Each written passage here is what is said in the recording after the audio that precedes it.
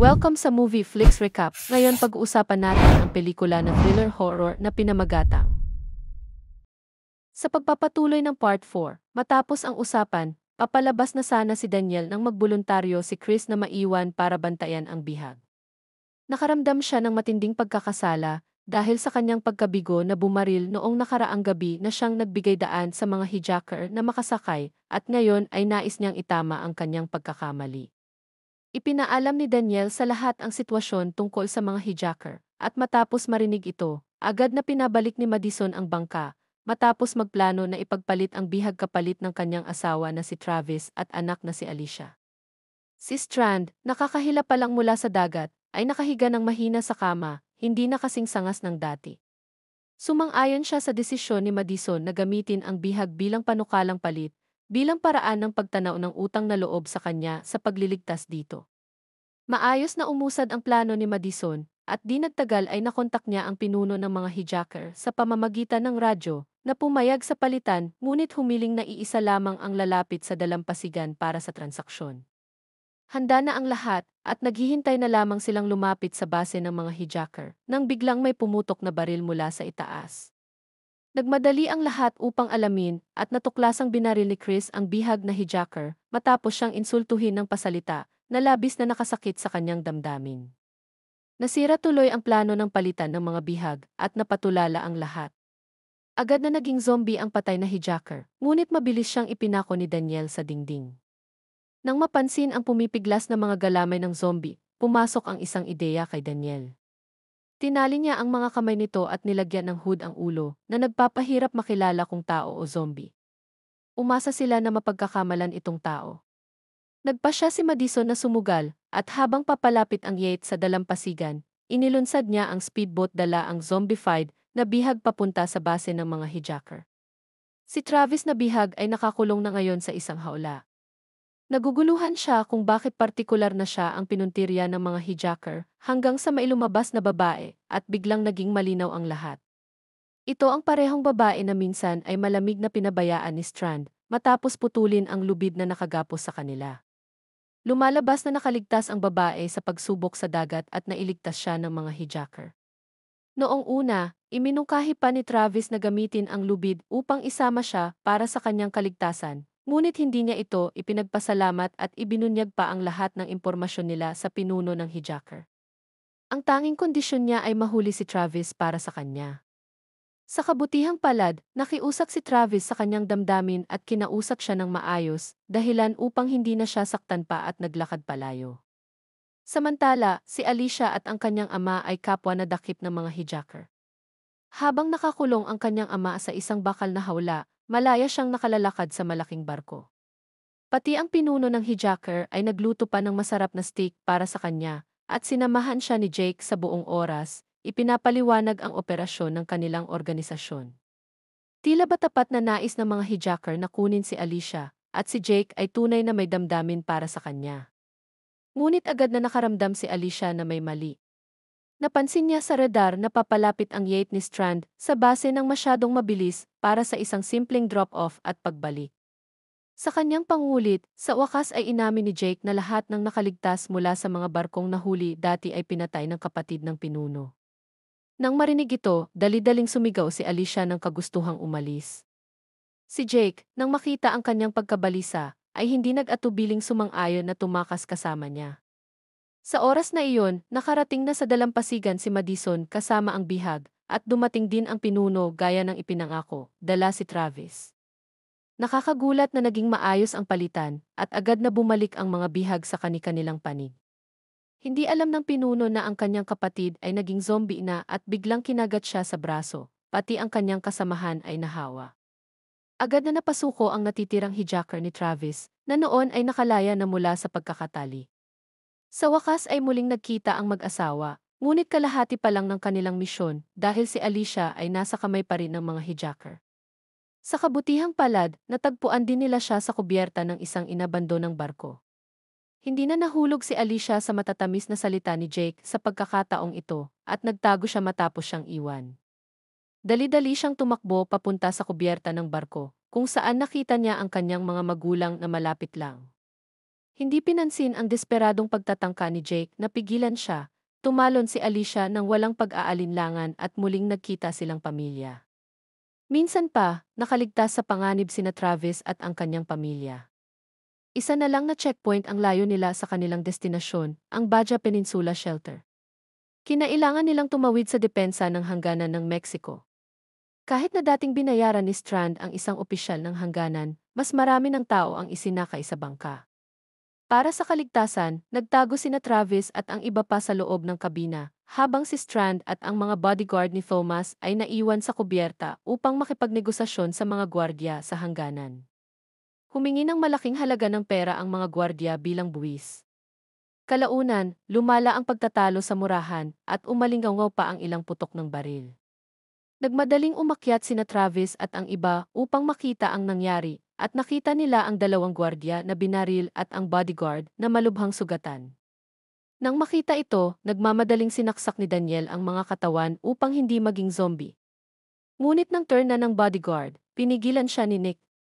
Hindi inaasahan, tumigil sa pag-atake ang iba pang gwardya matapos ang ilang putok ng baril sa ete at saka dahan-dahang umatras. Nagtaka sina Strand at ang iba, ngunit nakatawid sila sa hangganan at nakapasok sa Baja Peninsula ng walang hirap. Ang tanawin ng mga bangkay na nakakalat sa dalampasigan ay nagpawi ng kanilang alinlangan. Lumalabas na winasak ng mga zombie ang loob ng Mexico at natural na humina ang depensa sa hangganan. Una silang nagtungo sa tirahan ni Thomas, ngunit natagpuan itong napuno ng mga zombie. Nabahala si Strand at walang tigil na naghanap. Biglang lumitaw ang isang malaking pangkat ng mga zombie at kinuha ng grupo ang kanilang mga armas para lumaban. May sapat na silang karanasan sa pakikitungo sa mga zombie at dahil mabagal kumilos ang mga ito, hindi naman sila ganoong kahirap labanan. Gayunpaman, nabigla si Madison at naipit ng isang malupit na zombie na gustong magkaanak ng zombie sa kanya. Nakita ito ni Chris ngunit wala siyang ginawa para tumulong.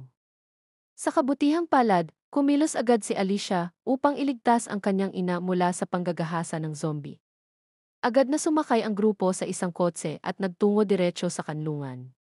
Ang tinatawag na kanlungan ay isa palang malaking manor na papalibutan ng matitibay na pader at puno ng iba't ibang prutas at gulay at maihangin pa para sa kuryente. Lubos itong sapat sa sarili. Sa wakas, nagkaroon ng lugar si Travis at ang kanyang grupo para manirahan at magpahinga. Pinangunahan sila ng mga katulong at ibinaba ang kanilang pagbabantay, ibinigay ang kanilang mga armas. Si Strand, sabik na makita ang loob ng manor, ay sumunod sa butler at sa wakas ay nakilala ang kanyang kakilala, ang matalik na kaibigang si Thomas, na mukhang malubha ang sakit, kamakailan lang nakagat ng zombie. Alam ni Strand na naghihintay na lamang ng kamatayan si Thomas at napuno siya ng dalamhati. Samantala, hindi mapakali si Chris. Napansin ni Alicia ang kanyang hindi pagkilos upang iligtas si Madison at ngayon ay may hinanakit sa kanya. Sinubukan ni Chris na ipaliwanag ang sarili, ngunit seryosong tinanggap ni Alicia ang kanyang mga salita. Nawala ng pasensya, nagbanta si Chris na manahimik siya tungkol sa insidente. Laking gulat niya nang matakot si Alicia at hindi na gustong matulog mag-isa. Nang mapansin ni Madison ang kakaibang kilos ng kanyang anak at nalaman ang totoo, hinarap niya si Travis tungkol dito. Ngunit naniniwala si Travis na dapat patnubayan ang kanyang anak kaysa parusahan ng matindi. Naghiwalay ng higaan ang mag-asawa ng gabing iyon dahil sa kanilang pagtatalo. May kakaibang pakiramdam ang manor para sa mga bagong dating. Dahil nakaratay si Thomas sa karamdaman, ang lahat ng gawain ay pinamamahalaan ng tagapangalaga ng bahay na siya ring ina ng bodyguard. Nang malaman niyang patay na ang kanyang anak, hindi siya nagpakita ng lungkot kundi tila gumaan pa ang loob. Nararamdaman ni Daniel na may mali sa kanya. Nang gabing iyon, palihim siyang nag-ikot sa manor at nadiskubre ang isang batang lalaki na pabulong na nagsasalita sa sarili. Sinundan niya ito hanggang sa madiskubre ang isang ilalim ng kulungan na puno ng mga zombie na nagbigay ng kilabot sa kanya.